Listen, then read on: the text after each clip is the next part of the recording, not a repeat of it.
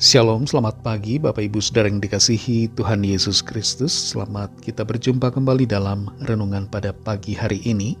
Kita bersyukur kepada Tuhan yang baik, yang selalu mengasihi dan menuntun kita dengan kasih dan kuasa-Nya. Sebelum kita mendengarkan renungan firman Tuhan, mari kita berdoa. Bapa Surgawi, Bapa dalam nama Tuhan Yesus Kristus, Tuhan dan Allah kami yang hidup dan berkuasa, yang selalu Immanuel bersama menyertai kami. Kami bersyukur untuk hari baru ini. Tuhan karuniakan kepada kami, untuk kami jalani dalam kehendak dan rencana-Mu. Kami percaya Tuhan sediakan hal-hal yang baik buat kami. Saat ini kami mau mendengar sabda firman-Mu. Urapilah kami supaya kami mengerti dan taat melakukan kehendak-Mu. Dalam nama Tuhan Yesus kami berdoa. Haleluya. Amin.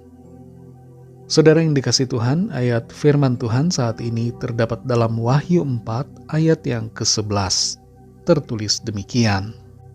Ya Tuhan dan Allah kami, Engkau layak menerima puji-pujian dan hormat dan kuasa, sebab Engkau telah menciptakan segala sesuatu, dan oleh karena kehendak-Mu, semuanya itu ada dan diciptakan.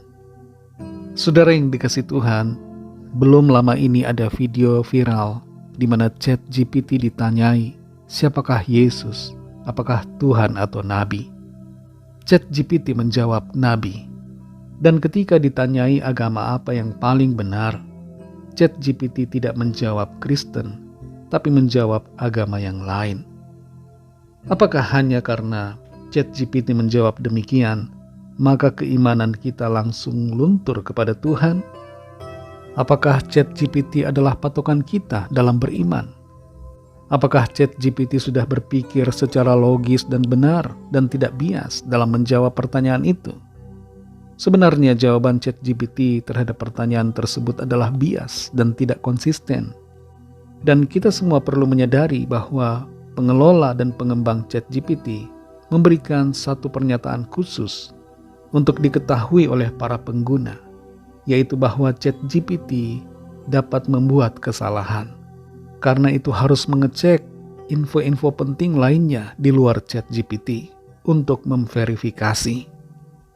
Tidak jarang ChatGPT berbohong atau mengimprovisasi sendiri secara tidak benar. Tanpa bias, kalau kita membaca Alkitab, maka kita dapat menemukan bahwa Yesus Kristus adalah Tuhan. Dialah Allah Sang Pencipta. Dan beriman kepada Tuhan Yesus merupakan iman yang benar dan yang menyelamatkan, serta memberikan kehidupan. Yohanes pasal 1 ayat 1-3 dan ayat 14 menyatakan bahwa Yesus Kristus adalah Sang Firman yang menjadi manusia, dan Firman itu adalah Allah sendiri. Kembali kepada Wahyu 4 ayat 11 ini, di situ dikatakan, Ya Tuhan dan Allah kami, Engkau layak menerima puji-pujian dan hormat dan kuasa. Sebab Engkau telah menciptakan segala sesuatu, dan oleh karena kehendak-Mu, semuanya itu ada dan diciptakan. Rasul Yohanes dibawa ke sorga dalam realita roh. Dia mendapatkan sebuah penglihatan yang menakjubkan tentang suasana sorga yang tidak dapat dijelaskan secara sempurna dengan kata-kata. Tapi apa yang ia nyatakan di sini lewat pewahyuan yang diterimanya memberikan pesan kepada kita semua untuk kita perhatikan. Semua tua-tua yang ada di sorga melemparkan mahkotanya dan mereka sujud menyembah. Tuhan layak disembah, Dia layak dipuji dan dimuliakan. Ada dua alasan mengapa Tuhan layak disembah. Yang pertama adalah karena Tuhan adalah pencipta segala sesuatu. Allah Bapa adalah pencipta. Dia mengadakan semuanya dengan firman-Nya. Dalam Kolose 1 ayat 16 tertulis tentang pribadi Yesus Kristus. Karena Dialah telah diciptakan segala sesuatu yang ada di sorga dan yang ada di bumi, yang kelihatan dan yang tidak kelihatan, baik singgasana maupun kerajaan, baik pemerintah maupun penguasa. Segala sesuatu diciptakan oleh Dia dan untuk Dia. Karena Tuhan Yesus adalah pencipta segala sesuatu, maka sudah selayaknya kita sujud menyembah, memuji dan memuliakan Dia. Alasan kedua mengapa Tuhan layak disembah adalah karena Tuhan yang berkehendak menjamin keberadaan segala sesuatu. Selain menciptakan, Tuhan menjaga dan memelihara keberadaan ciptaannya.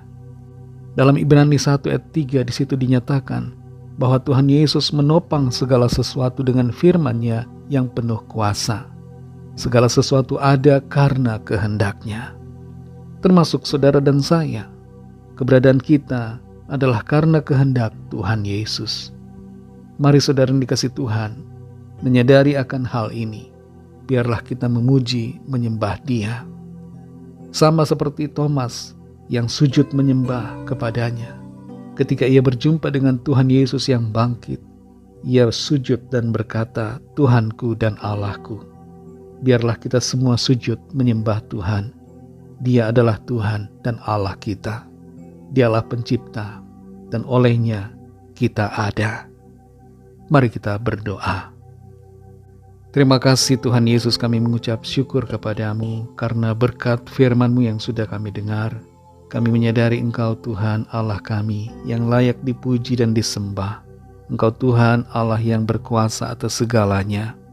Oleh-Mu lah segala sesuatu diciptakan dan untuk-Mu segala sesuatu ada. Keberadaan kami hari ini adalah karena kehendak-Mu. Ajar kami untuk menyadarinya dan memuji menyembah Engkau dalam kehidupan kami.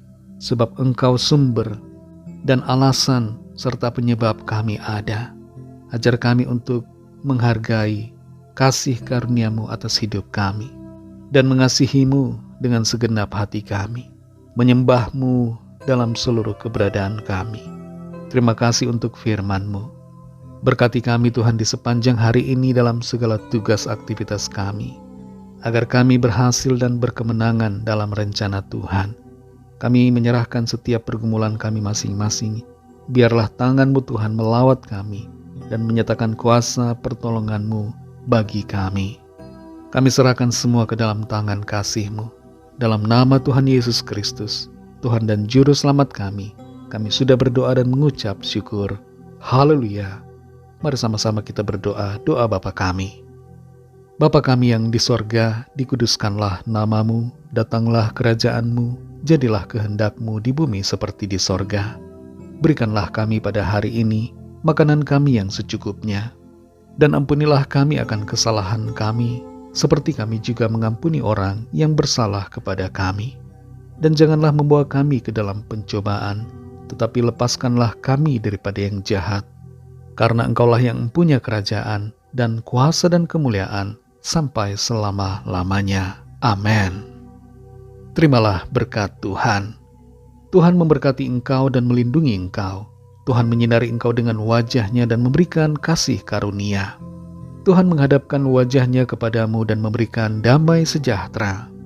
Berkat anugerah dari Bapa Sorgawi, kasih karunia dari Tuhan Yesus Kristus, dalam persekutuan dengan Roh Kudus, menyertai kita semua, sekarang ini dan sampai Maranatha, Tuhan Yesus datang kembali, dan bahkan sampai selama-lamanya. Dalam berkat nama Tuhan Yesus Kristus, haleluya, amin.